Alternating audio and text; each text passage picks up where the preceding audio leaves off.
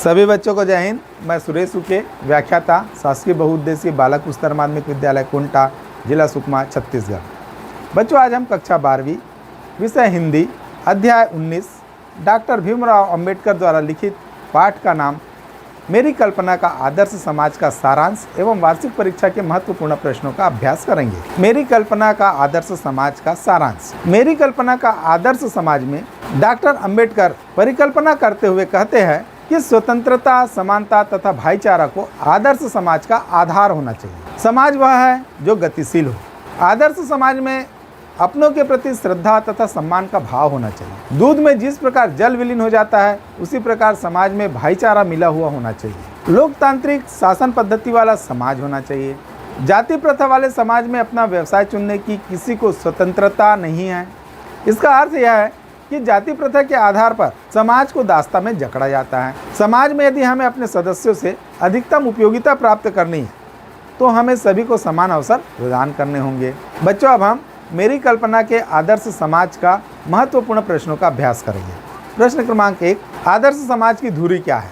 उत्तर, वह समाज जिसमें समानता, स्वतंत्रता तथा भाईचारा हो, जिसमें गतिशीलता, सामूहिक हित की भावना हो। लेखक ने उसी समाज को आदर्श समाज की धुरी माना है।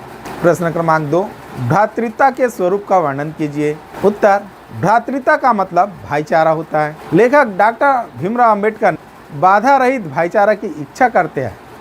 वह चाहते हैं कि लोग एक दूसरे के हित को समझे तथा परस्पर एक दूसरे की रक्षा भी करें। प्रश्न क्रमांक 3, लोकतंत्र का वास्तविक स्वरूप किसे कहा गया है? उत्तर, भाईचारा को ही लोकतंत्र का वास्तविक स्वरूप कहा गया है। यह दूध पानी के मिलावट जैसे होता है, इसमें उदारता भी रहती है। प्रश्न क्रमांक 4, दास्ता के क्या पहचान है? उत्तर, दास्ता के 2 पहचान है। पहला, कानूनी पहचान, जिसके विभिन्न प्रकार के नियम कानून के कारण अपनी रुचि का व्यवसाय चुनने में दिक्कतें होती है। दूसरा, जिसमें कुछ व्यक्तियों को दूसरों के द्वारा निर्धारित कर्तव्यों का पालन करने के लिए विवश किया जाता है। प्रश्न क्रमांक 5, जाति प्रथा की तरह ऐसे वर्ग होना चाहिए। इस पंक्ति का क्या आशय है? स्पष्ट कीजिए। उत्तर, इस पंक्ति का आशय यह है कि हमारे भारतीय समाज में ऐसे अनेक वर्ग हैं जो अनिच्छा से दूसरों के द्वारा विवश करने के कारण व्यवसाय करते हैं। भले ही वे बहुत योग्य हो, फिर भी उन्हें परंपरागत व्यवसाय करने ही पड़ते हैं। प्रश्न क्रमांक 6, अपना व्यवसाय चुनने की स्वतंत्रता के विरोधी कौन है? उत्तर, जाति प्रथा के पोषक लोग ही अपना व्यवसाय चुनने की स्वतंत्रता के विरोधी है। उनके अनुसार व्यवसाय चुनने की स्वतंत्रता किसी को नहीं है। प्रश्न क्रमांक 7, कौन सा असमान व्यवहार अनुचित नहीं होता है? उत्तर, जो व्यक्ति विशेष के दृष्टिकोण से असमान प्रयत्न के कारण किया जाता है। लेखक उस असमान व्यवहार को अनुचित नहीं मानता है। प्रश्न क्रमांक 8, न्याय का तकाजा क्या है? उत्तर, न्याय का तकाजा यह है कि मनुष्य के वंश, परंपरा तथा सामाजिक उत्तराधिकार के आधार पर असमान व्यवहार न करके समान व्यवहार करना चाहिए। यही न्याय का तकाजा है। प्रश्न क्रमांक 9, लेखक किसे निष्पक्ष निर्णय नहीं मानता है? उत्तर, उच्च वर्ग के लोगों को जो उत्तम व्यवहार प्रतियोगिता में बाजी मार जाता है तथा पारिवारिक ख्याति, पैतृक संपदा का लाभ भी प्राप्त किया हुआ है, इस उच्च वर्ग को उत्तम व्यवस्था का हकदार माना जाता है। यह निष्पक्ष निर्णय नहीं है, लेखक ऐसा मानते हैं। प्रश्न क्रमांक 10, जाति प्रथा को श्रम विभाजन का ही एक रूप न मानने के पीछे अंबेडकर के क्या तर्क है? उत्तर, लेखक डॉक्टर भीमराव अंबेडकर के अनुसार जाति प्रथा श्रम विभाजन का एक रूप नहीं है। यह व्यक्ति विशेष के रुचि पर आधारित नहीं है। इसमें मनुष्य की क्षमता की उपेक्षा भी होती है। इसमें माता पिता के सामाजिक स्तर की भूमिका मुख्य होती है। बालक के जन्म पूर्व से ही श्रम विभाजन करना ठीक नहीं है। जाति प्रथा से व्यक्ति जीवन भर के लिए एक ही व्यवसाय में बंध जाता है। मनुष्य भले ही भूखों मर जाए, फिर भी व्यवसाय में परिवर्तन करने की उसे अनुमति नहीं होती, जो अनुचित है। प्रश्न क्रमांक 11, जाति प्रथा भारतीय समाज में बेरोजगारी व भूखमरी का भी एक कारण कैसे बनती जा रही है? क्या यह स्थिति आज भी है? उत्तर, जाति प्रथा पैतृक पेशा को ही करने की अनुमति देती है। व्यक्ति ऐसा पेशा नहीं चुन सकता जो उसका पैतृक न हो, भले ही वह पेशे में कितना ही निपुण क्यों न हो। कभी कभी अचानक उद्योग धंधों में तकनीक परिवर्तन होने पर पेशा बदलना पड़ता है, परंतु जाति प्रथा उसे बदलने की अनुमति नहीं देती। चाहे व्यक्ति भूखों मरने लगे, परंतु आज लोग पैतृक व्यवसाय बदलकर नए नए पेशे की ओर जा रहे हैं। प्रश्न क्रमांक 12, लेखक के मत से दास्ता की व्यापक परिभाषा क्या है? उत्तर, केवल कानूनी बाध्यता ही दास्ता नहीं है। दास्ता उसे भी कहते हैं जो कुछ लोगों के द्वारा निर्धारित कार्य करने के लिए विवश होना पड़े। इसमें कुछ लोगों को अपनी इच्छा के विरुद्ध पेशे अपनाने पड़ते हैं, भले ही वे कार्य में दक्ष हो। प्रश्न क्रमांक 13, शारीरिक वंश परंपरा और सामाजिक उत्तराधिकार की दृष्टि से मनुष्यों में असमानता संभावित रहने के बावजूद अंबेडकर समता को एक व्यवहार्य सिद्धांत मानने का आग्रह क्यों करते हैं? इसके पीछे उनका क्या तर्क है? उत्तर, लेखक डॉक्टर भीमराव अंबेडकर मानते हैं कि शारीरिक वंश परंपरा तथा सामाजिक उत्तराधिकार की दृष्टि से मनुष्य में असमानता हो सकती है, परंतु फिर भी वे समानता के व्यवहार्य सिद्धांत को मानने के लिए आग्रह इसलिए करते हैं क्योंकि समाज के प्रत्येक व्यक्ति को शुरू से ही समान अवसर व समान व्यवहार मिलना चाहिए, तभी समाज का सुचारू रूप से विकास हो सकता है।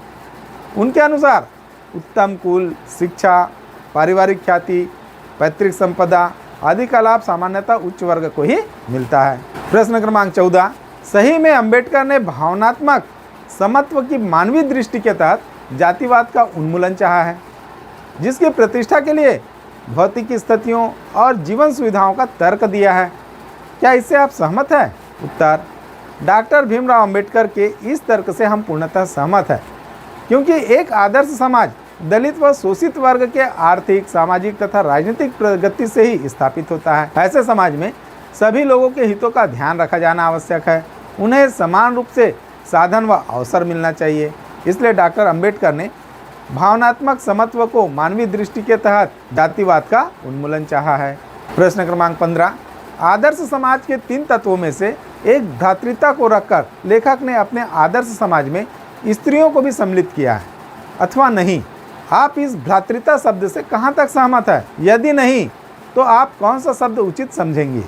उत्तर, आदर्श समाज में 3 तत्वों में से एक भ्रातृता को रखकर लेखक ने आदर्श समाज में स्त्रियों को भी सम्मिलित किया है। समाज तो स्त्री पुरुष दोनों से मिलकर बनता है।